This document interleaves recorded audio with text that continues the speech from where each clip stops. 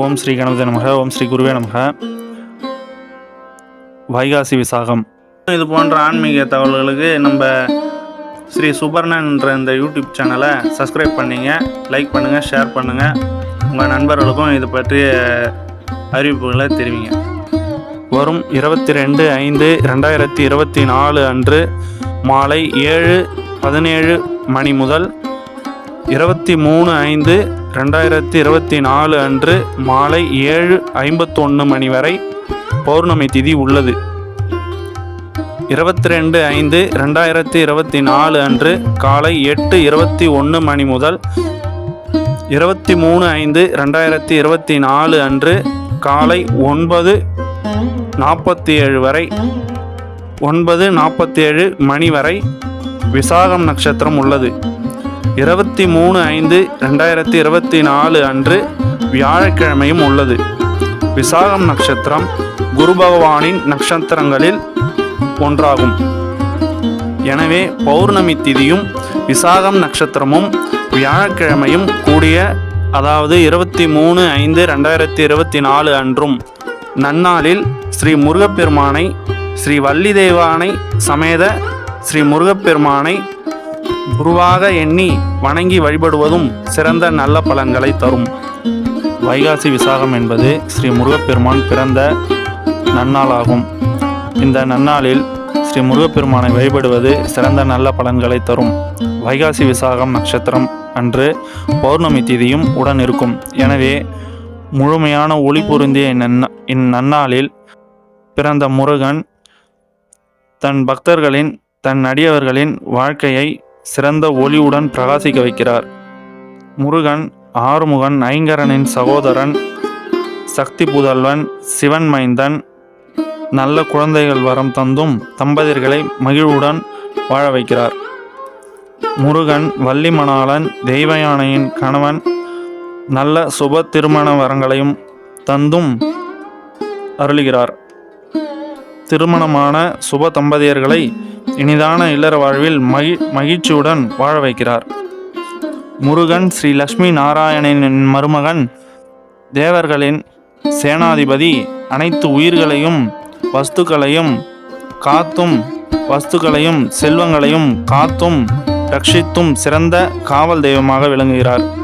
முருகன் பால தண்டாயுதபாணி சுவாமிநாதனாக இருந்தும் அனைத்து உயிர்களுக்கும் வஸ்துக்களுக்கும் செல்வங்களுக்கும் சித்தர்களுக்கும் முனிவர்களுக்கும் மருத்துவர்களுக்கும் ஜோதிடர்களுக்கும் மூலிகைகளுக்கும் ஆன்மீக அடியவர்களுக்கும் சிறந்த தலைவனாகவும் சிறந்த குருவாகவும் இருந்தும் வழிநடத்துகிறார்.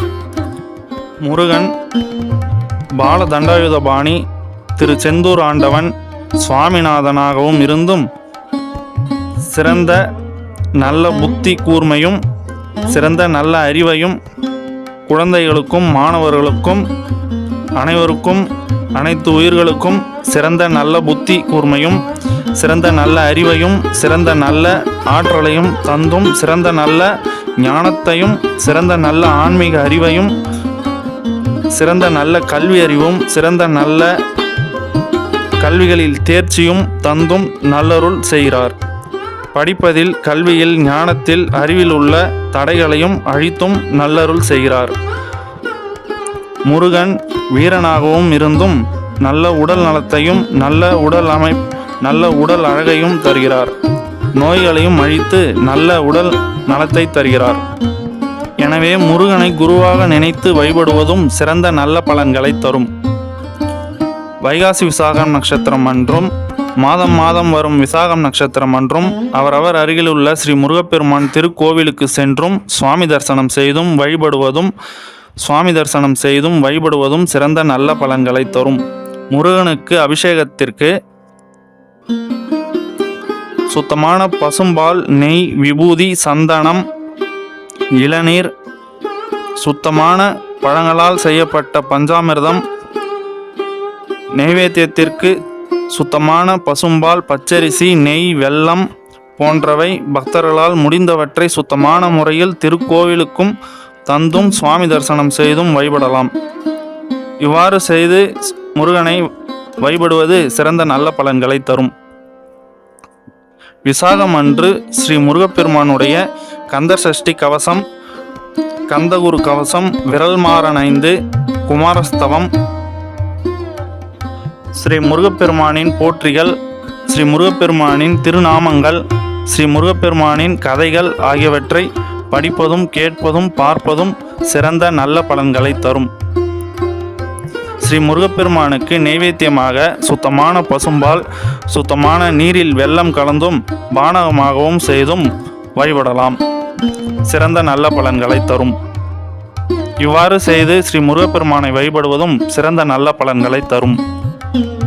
மேலும் இது போன்ற ஆன்மீக தகவல்களுக்கு நம்ம ஸ்ரீ சுபர்ணன் என்ற இந்த யூடியூப் சேனலை சப்ஸ்கிரைப் பண்ணிங்க, லைக் பண்ணுங்கள், ஷேர் பண்ணுங்கள். உங்கள் நண்பர்களுக்கும் இது பற்றிய அறிவிப்புகளை தெரிவிங்க. நன்றிகள், வணக்கம்.